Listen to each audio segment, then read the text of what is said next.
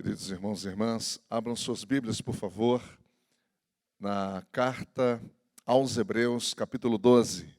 Eu também quero cumprimentá-los, todos com a graça e a paz do Senhor. Hebreus, capítulo 12.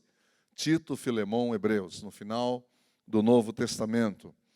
Essa epístola foi escrita para, claro, os hebreus que estavam dispersos pelo mundo, no momento de grande desafio, onde a fé desse povo já estava de alguma maneira comprometida, estavam sem esperança, estavam desanimados. Então essa carta veio exatamente para isso, para renovar a fé deles em Cristo Jesus. Por isso que essa epístola apresenta muito Cristo no centro, Ele como sumo sacerdote, Ele como centro da vida, como impulsionador da vida. Aí no capítulo 11, todo mundo já conhece o que aconteceu no capítulo 11, que vem exatamente os exemplos de homens e mulheres de fé, uma verdadeira multidão que exerceu a fé simples em Cristo. Não fé na fé, não fé positiva, mas a fé confiança, a fé fruto de relacionamento em Cristo e com Cristo, na vida deles no dia a dia. Então, isso é o que acontece no capítulo 11. Agora, no capítulo 12, versículos 1 e 2 e 3, diz assim: portanto, também nós, uma vez que estamos rodeados por tão grande nuvem de testemunhas. Quem são essas testemunhas?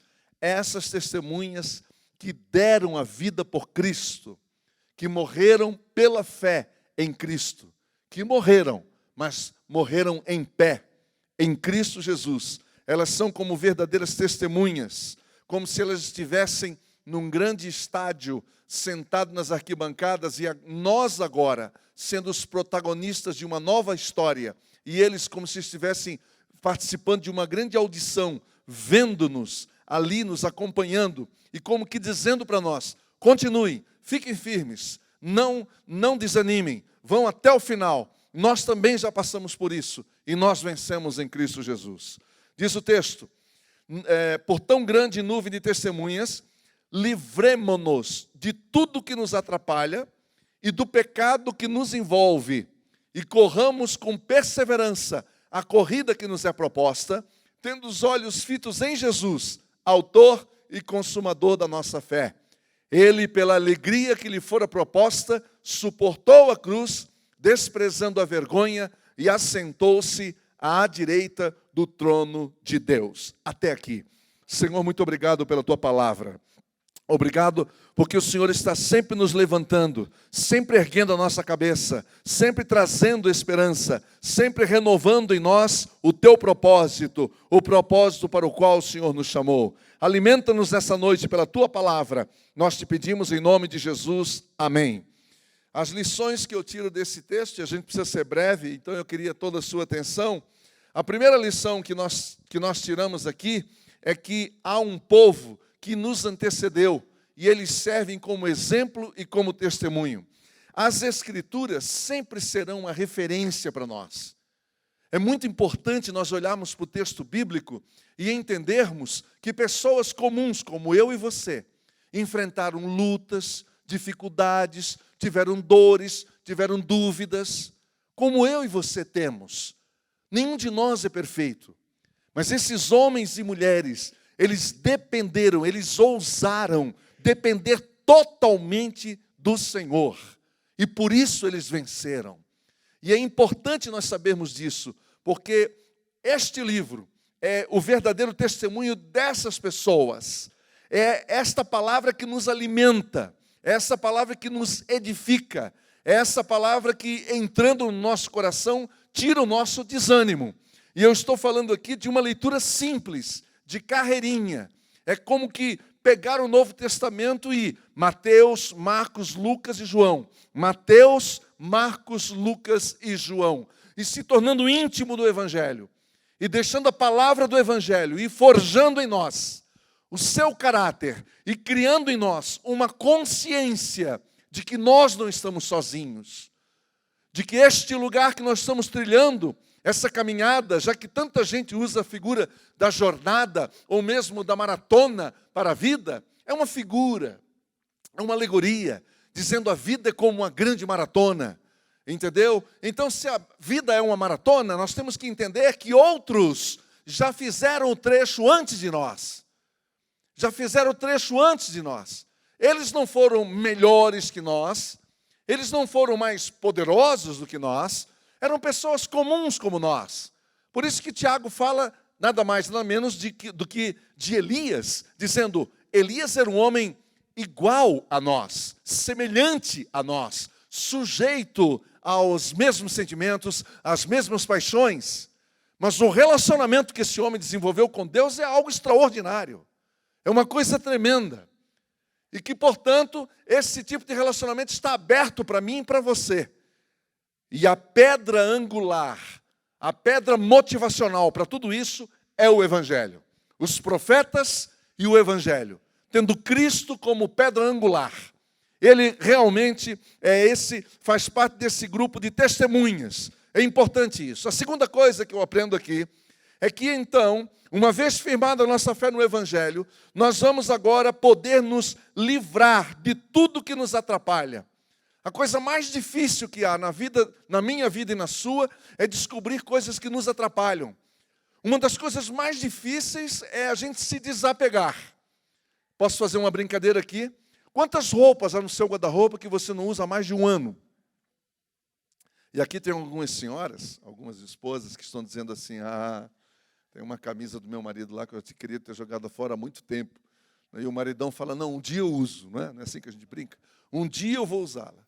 A gente tem uma dificuldade tremenda de desapegar de coisas materiais, eu estou falando de coisas simples, que a gente não usa mais, que não serve mais, está fora de moda, seja qual for o motivo, seja qual for a razão. Agora, veja comigo, me acompanhe, por favor, preste atenção nisso. Se é difícil nós nos desapegarmos de coisas, de objetos, quão mais difícil é nós olharmos para dentro de nós, fazermos uma viagem para dentro da gente e detectar, e discernir, e descobrir, e trazer à tona coisas que diminuem a nossa velocidade e que nos atrapalham, espiritualmente falando.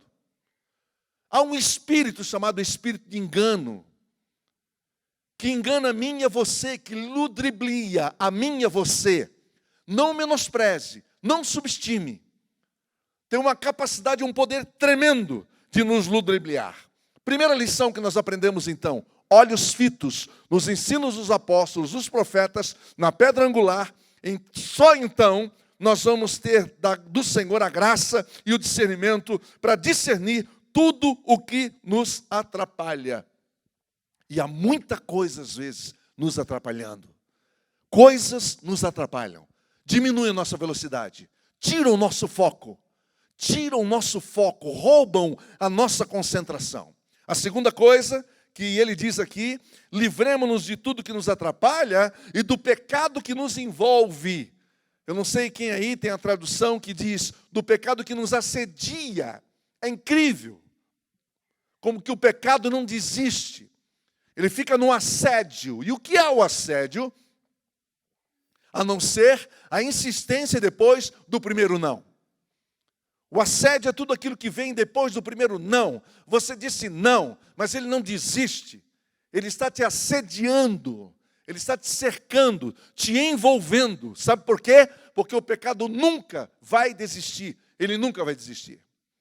Então, o que o escritor aos Hebreus está nos orientando é desvencilhe-se, livre-se, abandone-se, desapegue-se do pecado. E se ele diz que eu e você temos que nos desapegar, é porque isso é possível. É possível fazer isso. Então, peçamos ao Senhor a graça dele para que ele nos ajude a nos desvencilhar do pecado que nos envolve. E aí ele continua dizendo, e corramos com perseverança.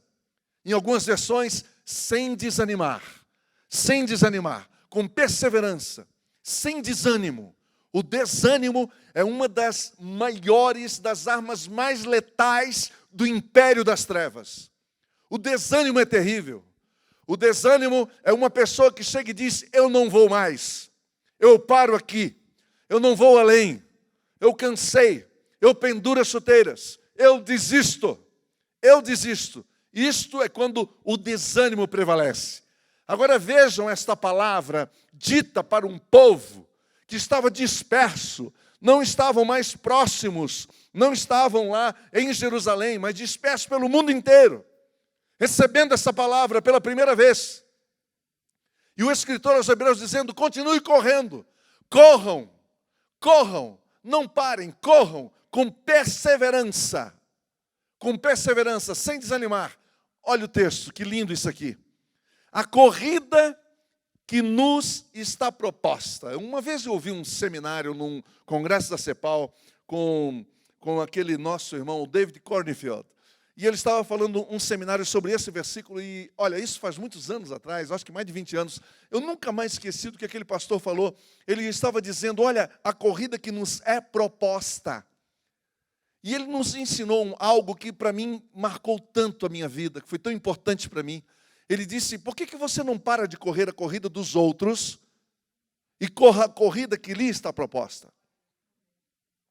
Aquilo foi um baque para mim. E nós como pastores, como líderes, aqui tem outros líderes, outros irmãos que são líderes de ministério, etc. Se deixar, a gente fica cuidando da vida dos outros, correndo a vida dos outros, fazendo a agenda dos outros, esquecendo a nossa. Olha o que esse texto diz. Isso é maravilhosa, essa palavra.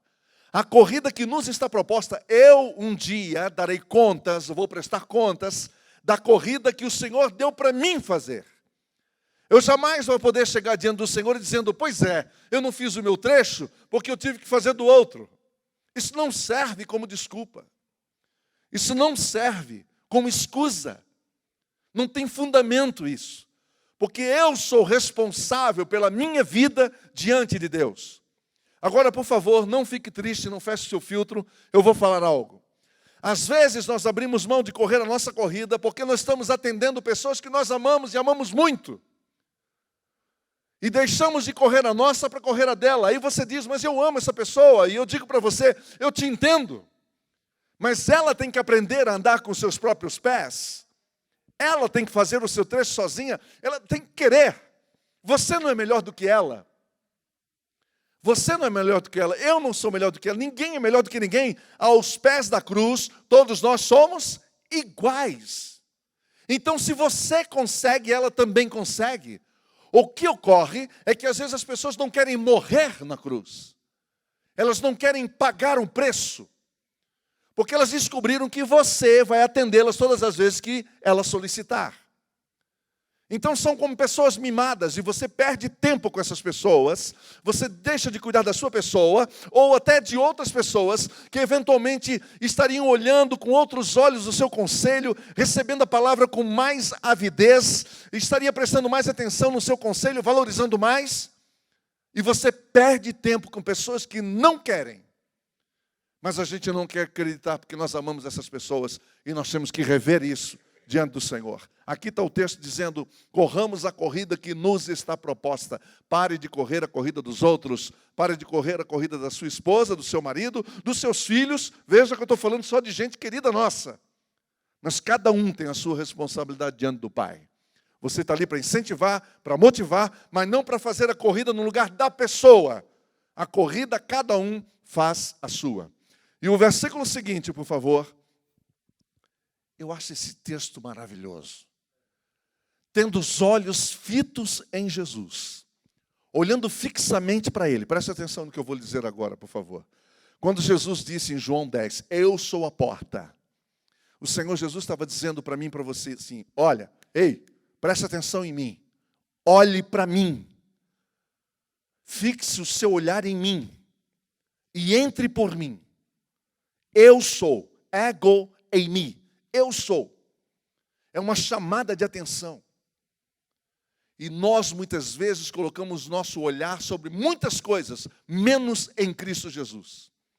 Menos em Cristo Jesus. A pergunta é, como nós fitamos os nossos olhos em Jesus? De novo, voltando para o Evangelho.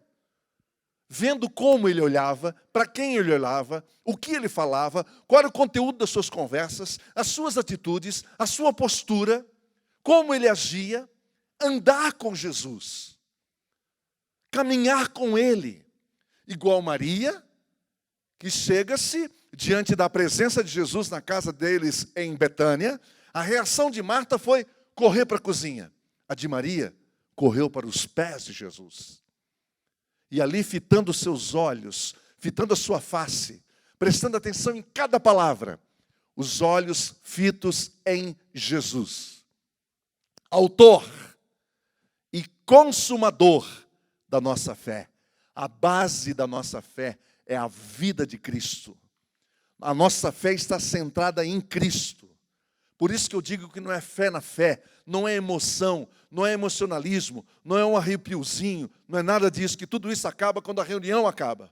Agora, uma fé centrada em Cristo, isso quer dizer tutano, isso quer dizer caráter, isso quer dizer que é fruto de relacionamento. Quando nós temos os nossos olhos fitos em Jesus, naturalmente brota uma fé em nós. Brota uma fé em nós. A fé vem pelo ouvir e ouvir a palavra de Deus. E tem muita gente que pensa que esse ouvir e ouvir a palavra de Deus é pegar CDs e mais CDs, ouvir mensagens e mais mensagens. Isso também é. Mas muito antes disso, muito antes de ouvir mensagens gravadas, está em ouvir as palavras de Cristo, reveladas por Cristo. Quando nós vamos para esse livro com o coração aberto, o Espírito Santo revela o que Ele tem para nos dizer e para nos contar. Encerrando, Ele, pela alegria que lhe fora proposta, nós nunca vamos entender isso. Esse é o tipo de coisa que só pessoalmente nós vamos entender. Dessa alegria que Ele tinha, de saber o tempo todo, Jesus sabia o tempo todo o que estava acontecendo com Ele. Ele sabia que Ele ia para a cruz, estava tudo exatamente preparado desde sempre.